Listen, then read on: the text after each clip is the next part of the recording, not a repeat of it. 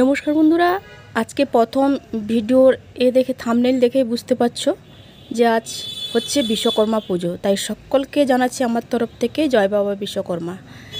যেহেতু যাদের বাড়ি বা কারখানা, গাড়ির এইসব জায়গায় আমাদের বিশ্বকর্মা পূজিত হয়, বা কথিত আছে পৌরাণিক মতে বেহুলা লক্ষিন্দরের যে কাহিনীটা আছে, সেই বেহুলা লক্ষিন্দরের বাসর ঘর কিন্তু উনি গড়িয়েছিলেন।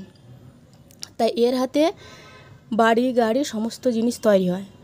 আমাদের মাদের বা আমাদের বাড়িতেও সাইকেল, মেশিন, সমস্ত লোহার জিনিস তৈরি যে হয়, কলকারখানা বলো বলো, ওনার পুজো হয়।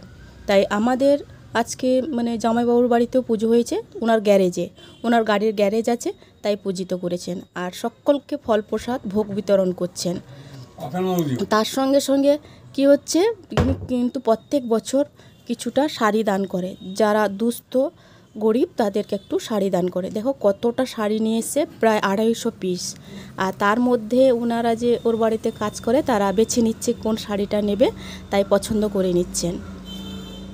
আগের বছরও ওই ভিডিওটা দিয়েছি, পারলে তোমরা আমার ফেসবুক বা ইউটিউব চ্যানেলে গিয়ে দেখে নেবে। আর আমি তো মিথ্যে কথা বলছি না, তোমাদের সামনে সব তুলে ধরছি। দেখো কত শাড়ি চলে এসছে, 2টো বাক্স প্রায় এরকম ভর্তি এসেছিলো প্যাকেটে। আর ওনারা তো বাছাবাছি করছে, আমার দিদি দেখছে বসে বসে দূর থেকে। ওই দেখো এখানে এরকম পেটি ছিল, অনেকগুলো পেটি, 2টো পেটি ছিল, প্রায় 250 পিস দান করা হয়েছে শাড়ি।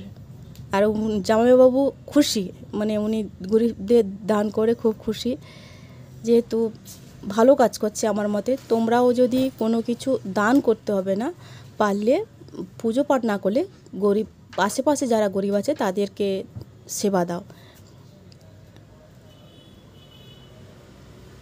আর দেখে নাও কতজন মারা এসে দাঁড়িয়ে আছে একটু আশার আলো নিয়ে। তোমরা ভালো